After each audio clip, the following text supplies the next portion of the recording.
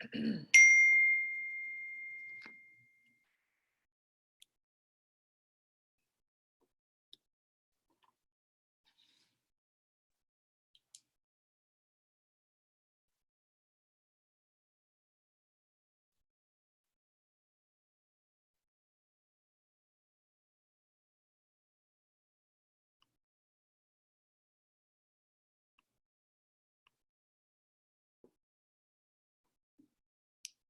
morning, Preciosa. Good morning, Mary. How are you? Good morning. I'm good. How are you doing? Good, good. Well, it looks like a little bit more of sunlight, not too much, but it's getting there. We're getting there. Yep, slowly but surely. How are you, Heather? Not bad, and you? Not bad, pretty good, pretty good. Had a good sleep, so I'm happy about that. I'm waiting for Jeffrey. Hey, Heather. Hi, how are you doing? I'm good. How are you? I like your necklace. Thank you. There we go, more people on. I always forget to look on the side because it says I have to admit people onto the call, and I'm here chatting with you guys and going, oh my goodness, there's a list coming in. Good morning, Jeffrey. Good morning, Mary. Good morning, everyone. Good morning. Morning.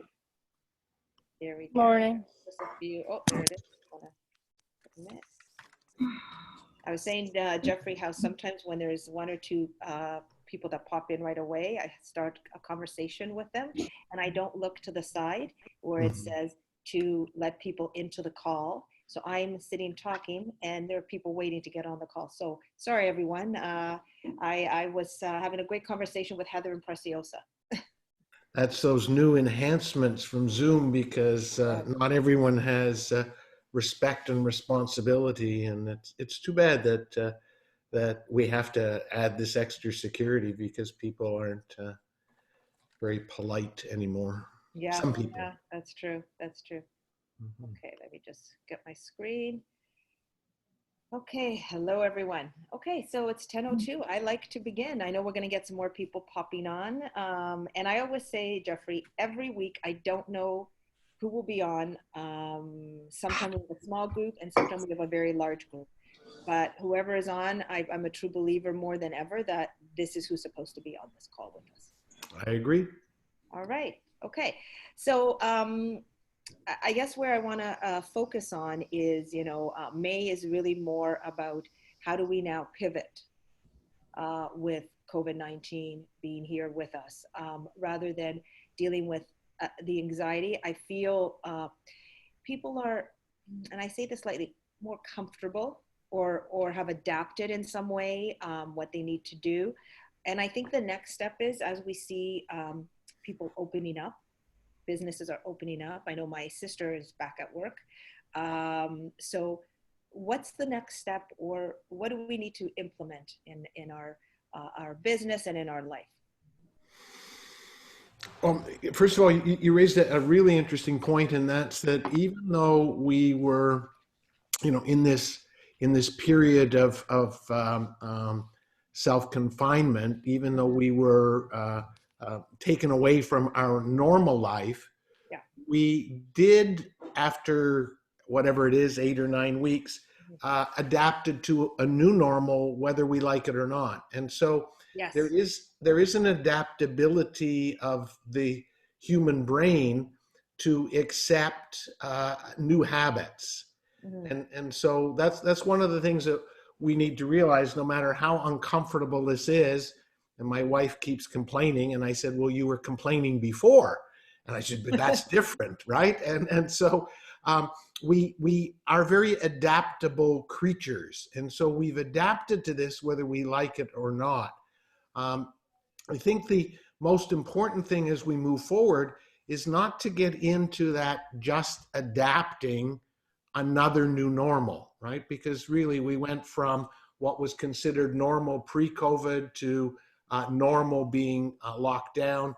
And again, I think it's fascinating. I encourage people to take some time and think about the whole world going through this. I think it's like over 200 countries. Like, when have we ever seen anything that has been experienced so universally? And I find that extremely fascinating.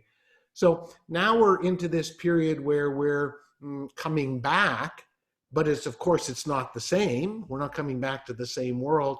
Mhm. And so I encourage people to have an attitude like a little child, inventing something, finding new friends, finding new ways, because otherwise the fact that we were able to become more accepting, I won't say comfortable, but more accepting of the COVID-19 lockdown, we could easily get into the next stage where we just unconsciously start new habits again. And I would hate for that to happen, because I think that this is a great opportunity to create something new and exciting and different. So, I would highly encourage people to be very conscious and say, okay, now that I'm allowed to go back to work, now that I'm allowed to do this, now that I'm allowed to do that, right? What is it that you choose? What is most important? I think we talked about, I can't remember last week, I talked to so many people, and I'm getting old. Speaking of which, it's my birthday month, and I've decided to postpone it. I'm going to stay the same year. I think since we lost a few months, I have every right to stay 67 for another year. I'm And going to so stay my age for another 5 years. well, there you go. Yeah, Why that's not? right. It's right. It's like, why do I have to advance in age, right? So that's going to be my exciting new thing is on May 28th, when it's my birthday, it's going to just be another day, and I'm not going to celebrate it. So how can we use this opportunity to create anew? And if you come out of this thinking I have to be in survival mode, then you'll be creating new habits being in survival mode. If you come out of this getting excited about creating new ideas, and Mary, you and I have talked, you have come up with so many brilliant new ideas for not only your business, but your family. Yeah. And so, and I've been told that this energy is very strong. Schultezar has led me to believe that the energy is extremely strong. So if you work it in the negative, it's going to be strong. If you work it in the positive, it's going to be strong. So I would highly recommend to people that we talked about your commitment to change manifesto. What are those things that you really want to change? What is unexciting about the old, and what would you like to create new? And I think there's really a phenomenal opportunity. If we try to just get back to the old, then I think we will have wasted the opportunity of everything that we went through. I agree. And what comes up for me when you're talking about this or speaking about this is that, and I get excited, is about we get to create what we want. We don't have to go back to how it was. We can create it anyway. We can create it how we are with our family, our friends, our business. That's what I'm picking up from what you're saying. Well, yes, and you have to understand that the paradigms are going to change. Everybody keeps talking about, if you fly, it's going to be more expensive because there's going to be less seats on the plane, and my wife said that, and it's like, how the hell do we know? It's like, this is all brand new. We're all reinventing at the same time. This is the fascinating thing about it, because it's been a worldwide situation. We have countries all over the world. We have people, billions of people, going to be thinking about how can we do things different. And I think that's the greatest opportunity, is to shake things up. It's like we have a do-over. Like when I went on my journey of self-discovery, in my early 50s, I felt like I had a do-over, because the first 50 years I was pretty traditional. I was driven. I ran a business. It was like you would say, oh yeah, he was just a normal individual. And then I went on this journey of self-discovery, and it's like, wow, there's so much more to life than I thought. And I just saw it through new eyes. And that's what I would encourage people to do. Don't go back to the old normal. Reinvent. There's so many seeds that have been planted. Education, how business is done, the fact that I'm here with this group is something new. I've never done these things before. Mary, you've introduced me to it. I'm going to keep doing it. So what have we learned from this? What are the seeds that we want to fertilize? And what are some of the habits that we want to throw out? Because not all of us, because the energy has been a little bit heavy and a little bit onerous. Some of the habits that we've developed in self-isolation have not been the greatest. So become conscious and think about, don't go back to the normal. Think about consciously creating the life that you want. Well, that's very interesting you say, because some of the changes for us, even with H.U.B, was that we always had to do an event, a launch in person. So we, when COVID happened, we put everything on hold. I couldn't get on a plane to go to Calgary and Vancouver. And then we decided with COVID happening, why can't we do a launch online and create a party online? Mm-hmm. And so end of May, we have 3 chapters starting their launch events, and which is great. The positive is that now people who wanted to meet some of our new members in Calgary or Vancouver can do that, where before they would not be able to meet them very easily. They'd have to go into our membership directory or maybe in a different way. So I feel great that we can do that, and we can bring people together from all over Canada. Mm-hmm. Absolutely, absolutely. And one of the things that we've noticed is in self-isolation, the energy is a little bit low. It's a little bit, because we're isolated, there's worry, there's fear. You can't help it. You go to the grocery store and you're lining up 6 feet apart with a mask on. It kind of feels like a bad movie. It's sort of, a sci-fi movie that if you were watching, you'd probably want to turn off, because it's like, this isn't a very good movie. And we're living it.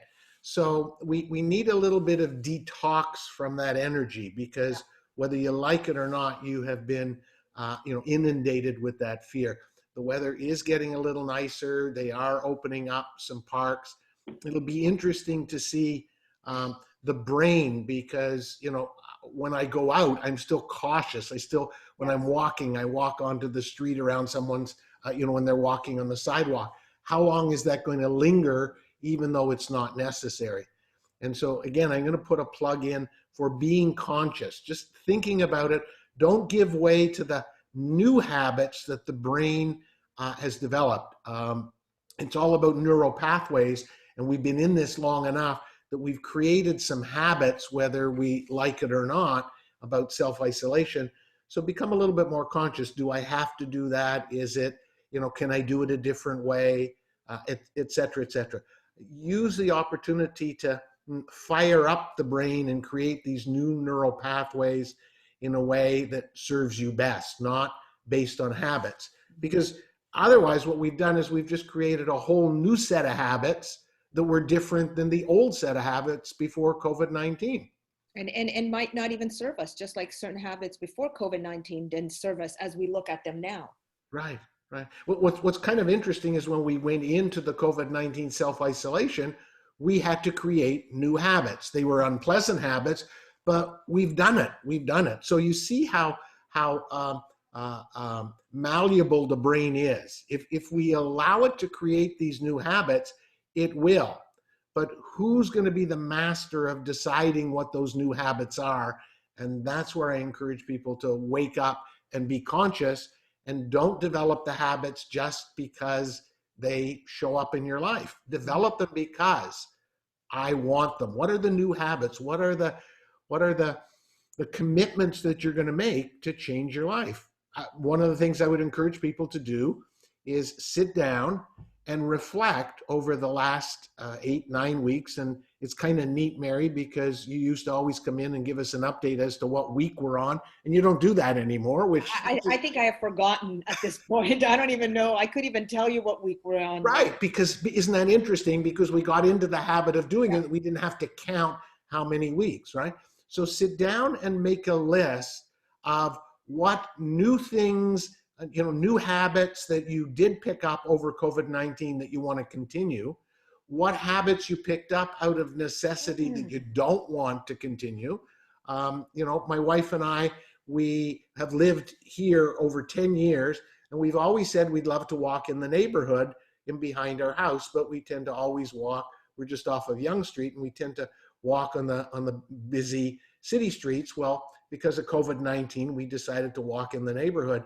And it's really a very, very interesting neighborhood, because it's like a maze. And for the first number of times we walked, I always got lost. I had to get my Google out to find out. And then we got a pattern and we got a route, and it's kind of nice. And there's nice homes and there's nice trees.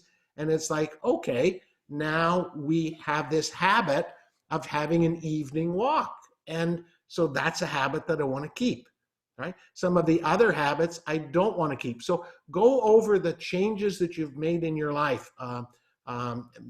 Mary, you've talked about how your family is a little bit different. They've picked up some new habits. What of those habits do we want to keep? What of those habits do we want to get rid of? And then start making a list of these new habits, because we've proved to ourselves that the brain is very adaptable, that the brain can come up with these new habits. And all of those people that said, well, I can't do this and I can't do that. Well, in some cases, the government legislated that you did it, and you did things that you didn't want to do. Well, that's interesting, because if someone would have, said to any of us a year ago, guess what, this is what's going to happen, and you are going to adapt to this new way, most of us would say, no way am I going to do that, or will I last, or I won't panic or anything. And who would have thought that we all, with our own ups and downs, of course, are making it through. Mm-hmm. And in some cases, we have some good moments through it as well. Yeah, if you talk to people secretly, they will admit that there have been some interesting times. There have been some new habits that have served them well. They don't really want to admit it. My wife, we have 4 grandchildren, and Lois used to be a teacher. And she started a program where each of the grandchildren read to her. Our oldest is 10, and I think the youngest is 6. And they read to her over Zoom for a half an hour every day. And it's really fascinating, because Lois gets to bond with the grandchildren. I mean, this is what memories are made of. They're going to remember reading to their grandmother for a half an hour over Zoom, and she incentivizes it and gives them $5 for a book. And I mean, that's a beautiful memory, and it's a beautiful experience for the kids. So that would not have happened. They would be in school. That would not have happened if there wasn't COVID-19. So let's not, so to speak, throw the baby out with the bathwater. There were some interesting things. There were some positive things that came out of this in terms of habits and in terms of self-awareness. What makes us tick? What is it that we really wanted? What's important? I mean, that's another big one that I would highly encourage you to have a look at, is what have you learned about what's important in life to you? There's nothing like having things taken away from you for you to realize what's really important. I mean, were the restaurants that important? Were maybe the walks in the park really are, and I really miss them, and I do want to get back to nature. So I understand, I'm starting to go through that process in my own mind of the things that I missed. Was I just doing them for the sake of doing them, or were they really important in my life? It's an opportunity for us to question our values. Yes. What's really, really important? No, that's absolutely true. Well, my kids aren't really thrilled over dinner when I said, you know what I realized? Did you guys need 3 pairs of running shoes? Like, did I have to buy 3 pairs of running shoes throughout the school year? Should have seen their faces, like almost like I had said the worst possible thing. But I think also what they realized is we kind of discussed it all, and we said, is it just, because I want to teach them it's not about things only. And the fact that we were spending more time having longer dinners. We have had the longest dinners because it's been conversation. And then my son said, hey, can we move into the living room and carry it on over there? Yeah. Like, that would not have happened before. Right. Well, what tends to happen is everybody comes in from the busy day. And I remember back at, when my kids were growing up, and I would come home from a busy day, and, later in life, they would comment that it was like I was staring off into thin air because I was going through all of the events of the day. Yeah. Since we're not that busy, everyone is showing up present. They're showing up, in the now, and you can see the amazing conversations you're having. So hopefully that's one of the habits that you will continue. And, absolutely. Yeah. And if everybody comes and all of a sudden it starts to fade away because, now I got to go outside, now I got to do this, it's up to the parents, it's up to each of us to say, no, that was a habit I liked, I want to keep it going. Yeah. There's a question from Michelle Peavy. Instead of reading it, Michelle, can you unmute your mic and just, let us know, because I think this is pretty important, and I just kind of want to get your feelings on it. Yeah, thank you. Hi, Jeffrey. Hi, everybody. I'm from Houston, Texas. I don't want you to see me because I have bedhead right now, so you can hear me. I've had a circumstance in the last 2 weeks, and I'm an empath, and I emotionally carry a lot of energy from other people, and trying to deal with my own issues of my business wiping out, but pivoting and moving forward with new ideas. Through it all, trying to get mentally healthy and strong, because I'm very sensitive to anxiety, PTSD. I have a very good friend who is actually an essential healthcare professional, believe it or not, who actually she's an occupational therapist, so she helps with guiding and coaching individuals in part of their mental health journey as well. Well, long story short, she attempted suicide 2 weeks ago through alcohol, pills, wrote a suicide note, was rushed to a psychiatric hospital. And when I found out, my heart just hurt. Can you give any advice, Jeffrey, on how, to just mindfully guide our own and protective energy so that we're not drawn into somebody else's? I want to be there to support her, but my personality and DNA is to jump in and completely emotionally take on her energy, because she's in a really bad spot.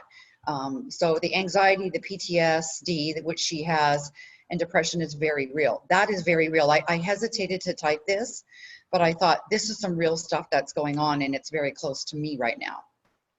Yeah, thank you for bringing that up. And I don't think you will see that that's out of the ordinary. I think you're going to see more and more of that, because we have not been taught how to handle the mental, emotional stress of this. We've focused on physical, and it's interesting that the world is in upheaval because of how we value physical well-being. And I think it's really a step in the right direction that we have chosen physical well-being over finances and economics. I think there is a balance. I don't think it's all one or all the other.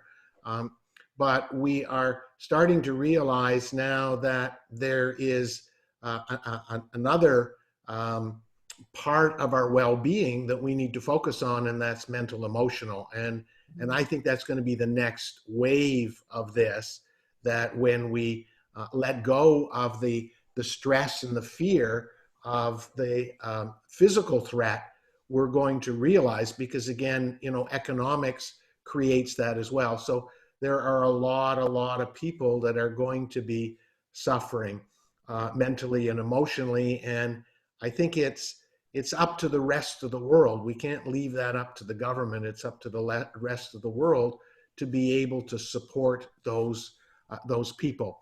Now, with regard to your particular case where you're an empath, because there is that desire to support because of your empathic gift, you have an ability to tap into someone's energy. And I would imagine that that friend of yours is in a pretty dark place. I think it's important for empaths, and watch this, because the kids, there are so many empaths, there are so many sensitives in the young people, and they don't understand it. They can't articulate what you just said, Michelle. So watch the kids in this, because you will see a lot of misbehaving and a lot of negative attention seeking, because they do not understand how to cope with this this darker energy that is taking over them. In your case, Michelle, I'm going to use the airplane example. You got to put your oxygen mask on first. You've got to create some boundaries. You got to work on self-care. When you feel yourself being sucked in to that darkness, it's really, really important that you distance yourself, build yourself back up, and then go in and help wherever you can. because otherwise, if you get sucked in to that energy, then you're going to suffer as much as she's going to suffer. And it's really fascinating because I had a day yesterday where I do a lot of work on myself, and usually I'm pretty good. But yesterday I was pulled into a dark vortex, and I didn't even recognize myself because I was doing things, thoughts were coming up, and it's like, what the heck? Who is this guy? And so I needed to create some space. I needed to love my darkness. I needed to love the fact that I wasn't acting the way I normally act, because otherwise I wouldn't be showing up and talking to you today. I would have canceled. So we're all going through this. It is important for us to take care of ourselves, understand from a place of empathy and compassion what other people are going through, and just try to be there for them. I'm a big fan that it's not the technique that you use to help someone with depression. It's just showing up with as much love and empathy as you can. It's not the words, it's the feeling of those words. So if you really show that person you care, don't try to fix people. Do not try to fix people, all right? That's not going to work. Help her understand, help her process that darkness that's within her, that depression. It could pass. It could just be that she got sucked into the energy. I really believe that we're going to be seeing a lot of roller coaster energy. We're going to see tremendous highs and we're going to see tremendous lows. And we are going to go from a high to a low very quickly. So we're going to have to learn. I channeled something from Sheltazar, and they likened it to the fact that if you're a surfer, you surf on a part of the ocean where the waves are pretty gentle, and every morning you go out and it's beautiful and you get these gentle waves and you really enjoy surfing. But all of a sudden, every morning the waves are gigantic, they're ginormous, and you don't want to give up surfing, and you realize that the only way you're going to be able to keep surfing is to surf a bigger wave. And that's, I think, what we're going through now, is that there were these emotional highs and lows. They're going to get more extensive. They're going to get more severe. And it's easy.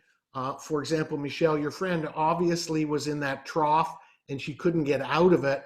We need to stay as centered, as grounded, as up as we possibly can, so we can throw them the life preserver. We can throw them the lifesaver, not getting sucked in ourselves. Okay, I'm not a big swimmer, but you don't go in. You don't go in and try to pull that drowning person out, because they'll pull you down.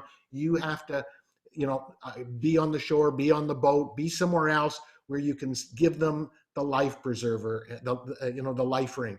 And that's what we need to do. So stay strong, okay?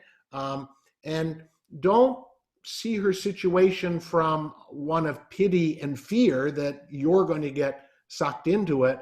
Try to understand what is creating that depression so that you can help her figure her own way out of it. Again, I reiterate, you can't fix people that are in that energy. You can only try to bring them energy of hope and ways of trying to get out of that depression, because that depression is basically their perspective, how they're seeing the world. It's as if all of a sudden they put on these terrible dark gray glasses, and you say, "Oh, it's a beautiful sunny day," and they say, "No, it's not. It's terrible. It's awful. There's these dark clouds," and that's because that's the way they're seeing it. And it's not up to you to try to see it that way. It's up to you to try to give them some alternatives.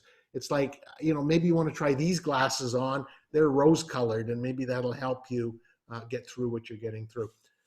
That was a long answer. May I interrupt 1 second? May I share what heightened this and why she went where she went? Sure. She's a healthcare professional and works with patients one-to-one. she became very hypervigilant because of having to touch a patient. She had to, like, she's like, okay. And then the hospital and the healthcare system was like, okay, when you touch them, you got to wash your hands, or the patient touched something, she got to wash her hands. So she went down a spiral that way because of what her professional job is. She's like, I don't know, did I have my gown on the right way? Did I put my gloves on the right? She said it was just because they're pivoting and trying to make sure that there's proper health standards. And then she got so completely anal about, oh my gosh, I'm touching these people and I'm coming home. And she said she couldn't help it. She just kept wondering. And it took her down to drinking alcohol, taking pills, because she was trying to ease that anxiety of having to go back to work and doing that. Well, Right. Go ahead, Mary. Jeffrey, I was just going to say, I think it's what you're touching on. It's interesting listening to Michelle. It's almost someone else's perception would be different in that situation. So I'm wondering, I think it's what you said, how we see it, and when fear jumps in. Right. Yeah, I think you're onto that. I think what happened is that she took on the fear all around her, and it's so fascinating because I know I'm okay. I believe I'm not going to get the virus. I believe if I get the virus, I'll be fine. And I believe if I get the virus and I'm not fine, that'll be okay because I've had a marvelous life. And yet the fear of everyone else is causing a little paranoia when I'm in the grocery store, when I'm somewhere else. So I can understand exactly what your friend went through. She really, to a certain degree, empathically took on the collective fear, and that drove her into a dark place.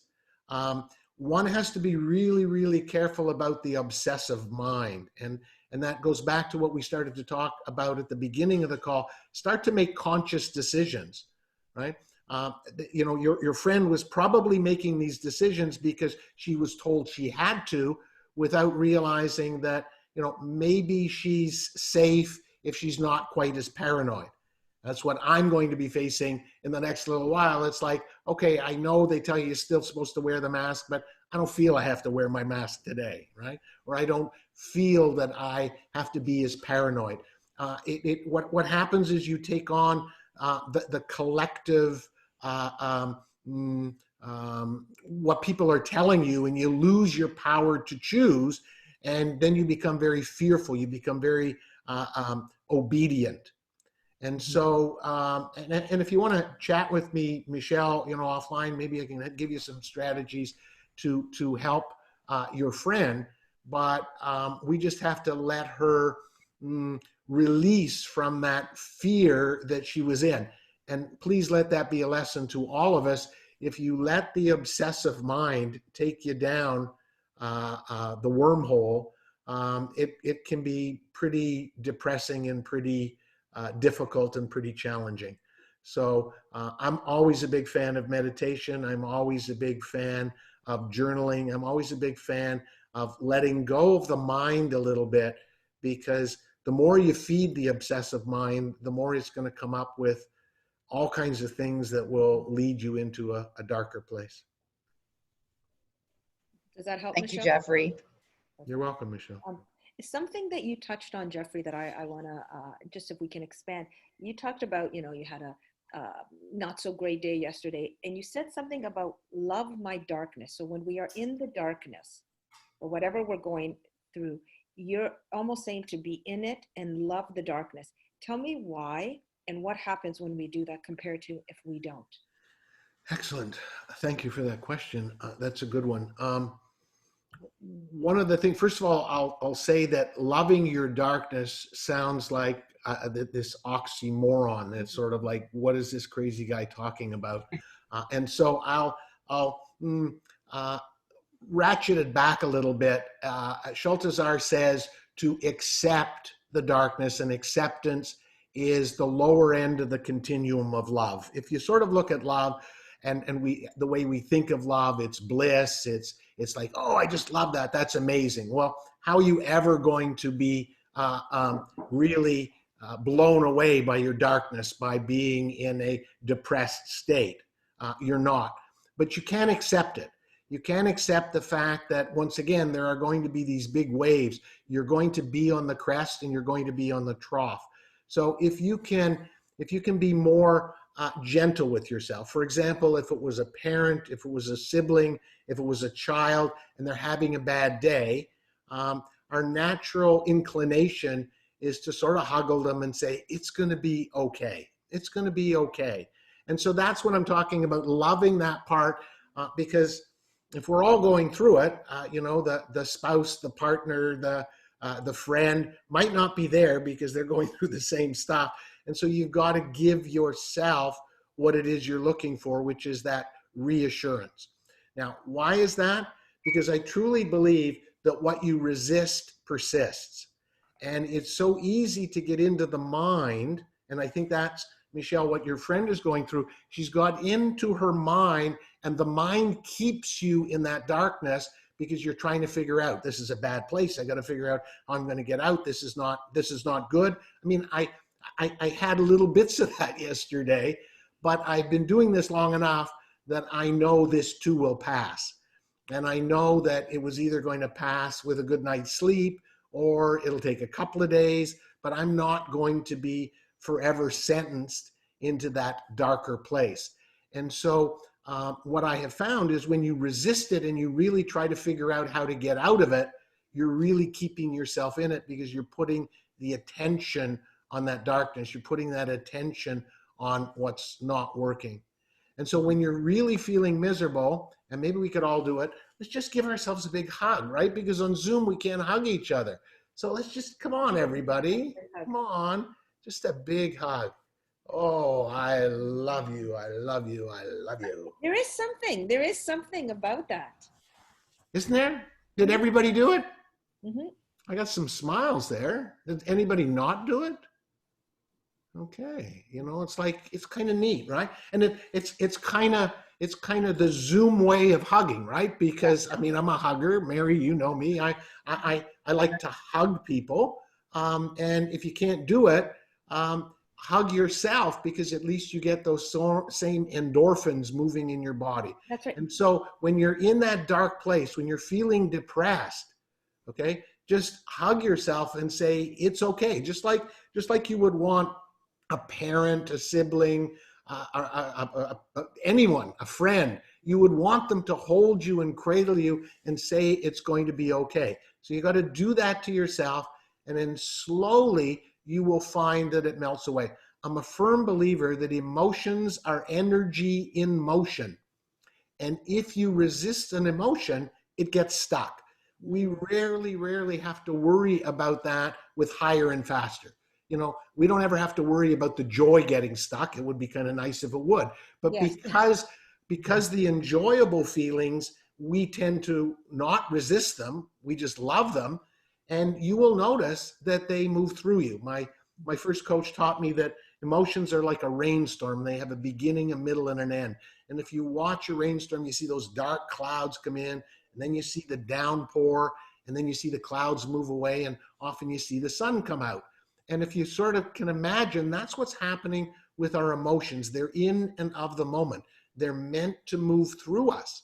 And we don't have any problem with the higher and faster emotions. We tend to have some problems with the lower and slower. And you will notice I call them higher and faster, pleasant and comfortable, versus lower and slower, unpleasant and uncomfortable, because often we call them good and bad emotions. And once you call it a bad emotion, it's kind of hard to love it. It's kind of hard to love the bad emotion. So try not to judge your emotions, just feel them and allow them to move through you, just like the higher and faster ones do naturally. Like, you've had that amazing day, things are working well. You don't have to worry about those emotions, those feelings, that energy being stuck. But when you get into the lower and slower, and again, Michelle, I think that's what's happening to your friend. That's what that caused her to go to the alcohol and whatever, because she did not know how to allow the depressing thoughts, the fear thoughts, to move through you.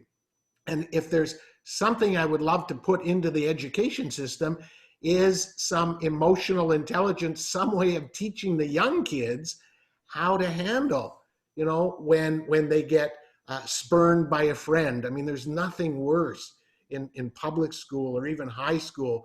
And you know, people can be a little bit cruel when they're not feeling well themselves, and being rebuffed by your best friend is very traumatic. And if you can't focus, if you can't figure out how to let those emotions get through you, then they're stuck. And you have no idea how many people I coach and we'll bring up a trauma and I'll say, when did you first feel it? And it's like, when I was in grade 4 and this happened or that happened.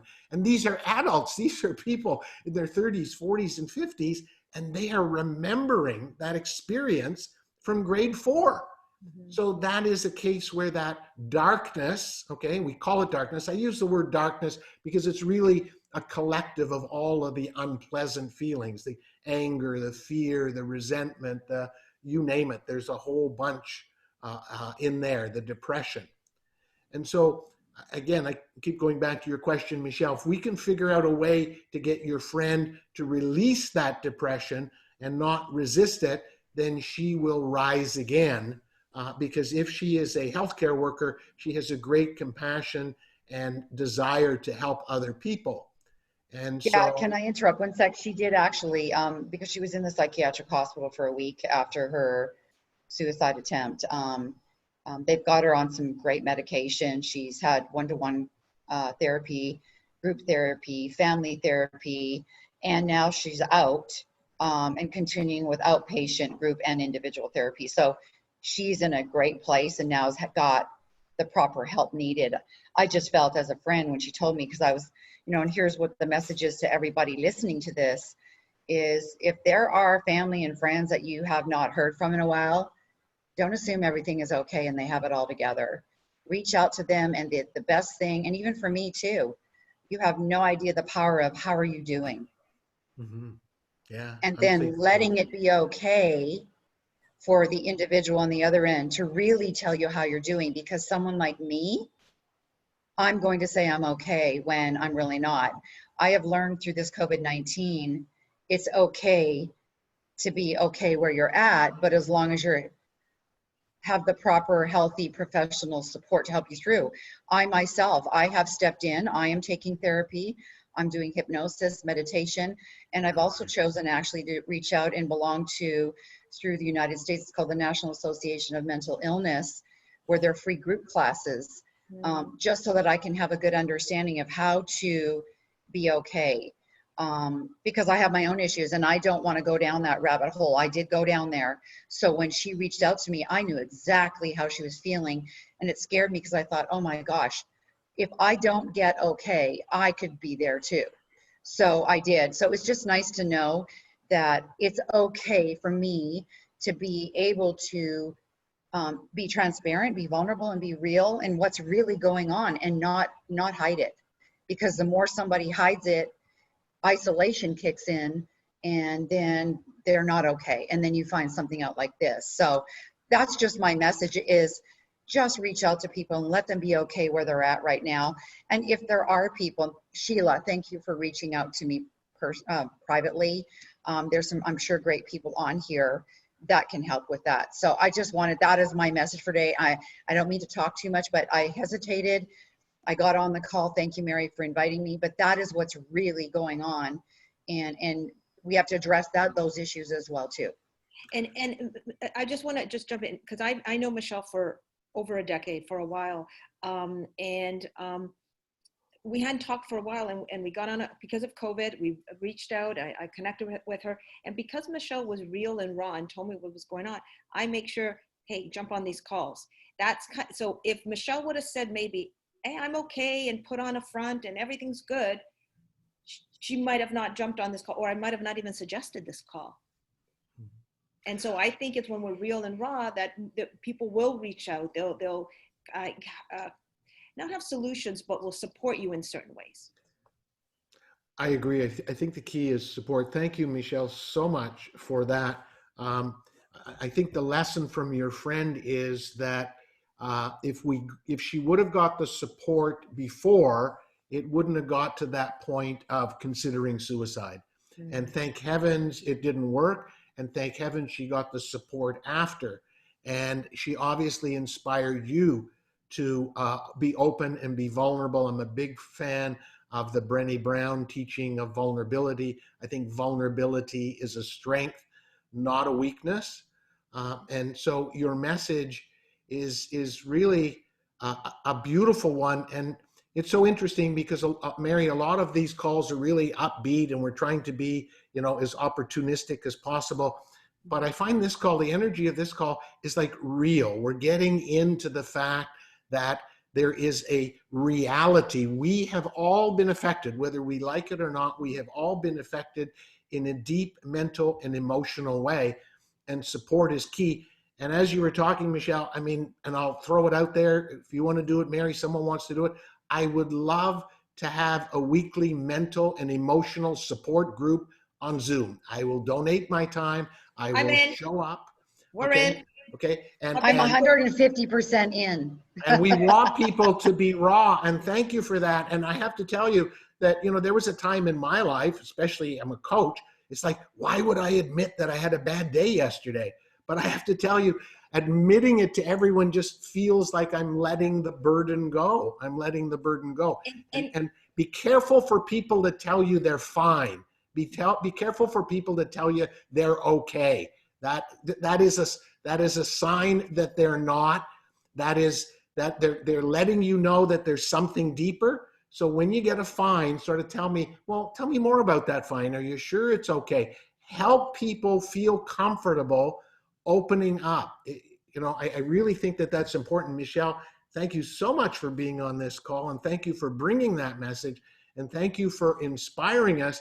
Yes, it's nice to be able to say, okay, what are the new habits? What are the new things we're going to do? But what about the healing? What about the healing that we need to do? Yeah. Well, Jeffrey, I'm open to continuing this hour right through the summer, until we, Sure. feel relaxed and okay with what's going on. So even after we all go back to our life, I think this would be great to have this 1 hour that we can pop in when we need to. Right. And I encourage everybody else to create those support groups. There are so many support people. Michelle, you're an empath. There are coaches. Michelle, you do, Michelle Maher, you do some great positivity stuff. Create your own groups where you invite people in. That's our way of giving back. Judy, you're as well a coach. There's a lot of people. I don't know what the other people do, but it's so easy to create these Zoom sessions where you support each other, and sometimes you just want to talk. Sometimes you just want to be heard. And so the energy of this call is very, very different. And I thank you for it, because it's really, really important. Just like we want to be able to motivate people, we also want to be able to help them in the darker places that we are all going to be going through. Remember, those waves are going to get bigger, which means the crests are going to be amazing, but the troughs are going to be brutal. And we need to support each other when we're in the trough. So Jeffrey, are you committing? I'm going to put this on the recording. So are you open to? Sure. Phyllis is laughing because she knows me. Mary's just going to seal the deal right now with. Yeah. Okay. And I think it would be wonderful. I know you've opened this to the public. I think if you could make this a H.U.B sponsored event that is really more available. It is. Right, to the public, and making sure that we know that it's open to the public. And I can see us inspiring other groups like this. Mm-hmm. Okay. We don't need to be Alcoholics Anonymous. We don't need to be Drug Anonymous. We need to be Humans Anonymous, and not even anonymous. It's just human beings connecting to people on a human level. Yeah. Well, Jeffrey, and we have to be careful. You have to really, really be careful. I can see, last week we talked a little bit about futurism, right? I could see that social media is going to have to change, because it's perpetrating the false image of who we are, okay? And it's in some cases doing more harm than good, because we don't have a forum to just be who we are, so we have to pretend. We have to put the mask on. Oh, look at my friend. Oh, look at, they did this. It promotes jealousy and resentment and all of those things. We need to create. We should maybe go to Mr. Zuckerberg and create a new social media where we can be raw, where we could be open, where we could be honest. Yep. I really think that we need that, because I don't think there's going to be a person on the planet that is not affected by this, whether you were directly affected physically or Michelle, as your friend was, because she was a frontline worker. We've all been affected by this, and this is an opportunity to come together and support each other in a mental and emotional, and I'm a big fan of spiritual way as well. Mm-hmm. No, and I know, Jeffrey, you and I've talked about doing more together and opening this up to a lot more people. So Michelle, I'm glad that you jumped on this call as well. I wanted this to be open, not just for H.U.B members, but anyone who needed support. And I think that's key. So Jeffrey, just a bit of a recap. What would you say are the most important, or some things that for us to take away from this call? What are the highlights? Well, it's interesting because the energy shifted. At the beginning, we talked about, much more superficial, changing your habits, becoming more positive. I think the most important part of the call was when the energy shifted and we started to talk about the mental, emotional traumas that we have all suffered, whether it's minor, having to stand in line with a mask on and someone turning around and saying, you're not 6 feet away. That's a small trauma that we have. So I think the most important takeaway is to get in touch with your feelings and emotions. Again, I always suggest the writing things down or the list. Get a feeling journal out and try to be as open and honest as you can, writing in your feeling journal once or twice a day. Okay, if in order to be able to start sharing your feelings with other people, you have to be honest and dive into understanding how you're feeling. And don't worry about doing it necessarily in the day. I'm going to be working on what I was feeling yesterday, today, and tomorrow. I'm going to try and decipher what was that. Okay, I got a sense it was a little bit of trying to control. There was a few things, right? And it was really interesting because my energy was so off, and I had technology issues. I recorded a podcast and there was this terrible buzz in it. It was like, what's the universe doing to me? And so I'm going to decipher that. So start a feeling journal, okay? But the most important message is be vulnerable. Tap into your emotional and mental feelings. Be vulnerable with them. Be honest with them. Find support where you can talk it through. Find support where you can talk through what it is you're going through, and find friends that are willing to hear it. Sometimes we bring up the darker stuff and a friend doesn't want to hear it and changes the subject. Well, maybe it's time to get a new friend, because if we don't help ourselves, right? It's so interesting, it's so fascinating that we really rose to the occasion with the physical threat of disease, right? Okay, but where are we? And we have the Bell Let's Talk thing, and we every once in a while we sort of pay a little bit of attention to mental and emotional, but not to the degree we should. It's as big a problem. It's as maybe bigger problem than physical illness, because if you believe like I do, that physical disease, that physical malady did originate in some mental emotional imbalance, some mental emotional misalignment. And so if we can get to the root, if we can help people when they're going through their mental emotional stuff, then we will be able to mitigate some of the physical disease. So I think this is, the takeaway is, you may not get off this call feeling as hyped up and as optimistic and as jacked up as some of the other calls, but the most important part of this call is that revelation that we are human beings, we have feelings, we have emotions, and it's time to help people be more vulnerable and support each other in what we're going through. And you can see I'm pretty passionate about this because I may be going on a bit long, so I No, I apologize. love it. But you know what, when you said, Jeffrey, that this call maybe isn't as uplifting, I guess maybe because I see the glass half full, or as you said, there is no glass, just overflowing, like yesterday. I see this as a positive. I see that it's allowing us not to only see the superficial parts of COVID-19 and what we need to do, but also dive deeper into our emotion that is going to help us later when we are out of this. So I'm a true believer this was what the call was supposed to be. Right. And I'll just give you another spin, because if any of us are thinking about our careers, whether we're entrepreneurs, whether we work for someone else, okay, because, you know, Mary, often we bring up tips on how we can strategize our business.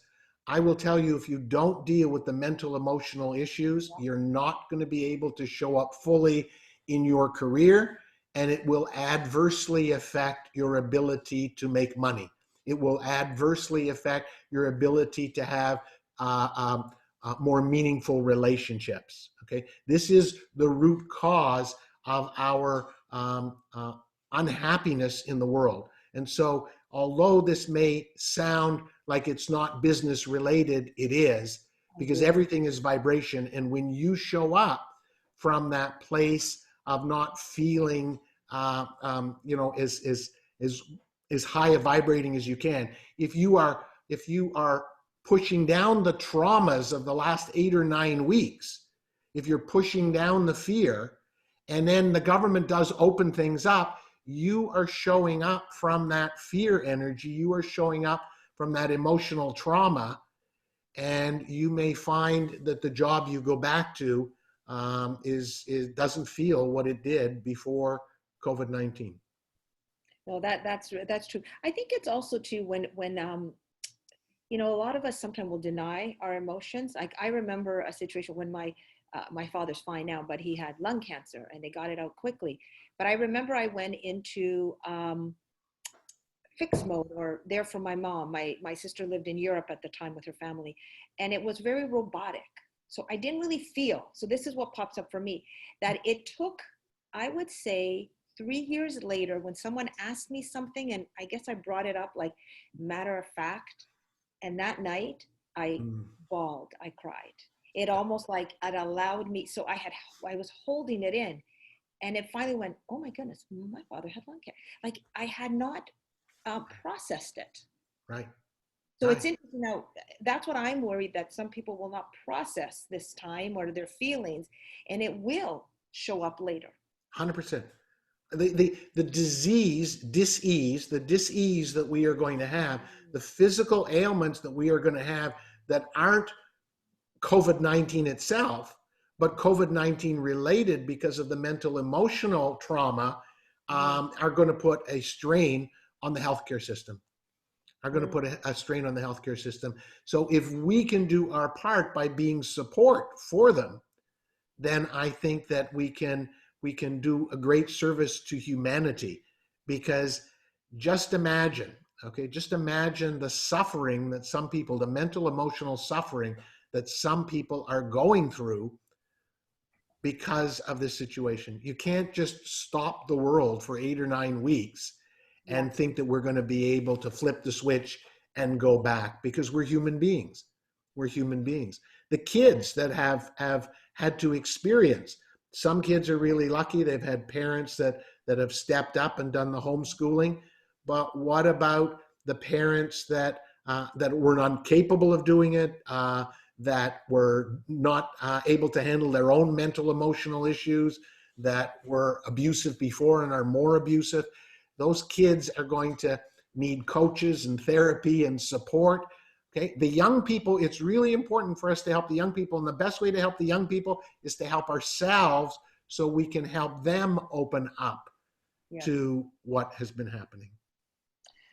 This has been an incredible call, Jeffrey. I think it was well needed. And that's what I think I love about these once a week calls. We don't know where it's going to take us. We don't know who will join us.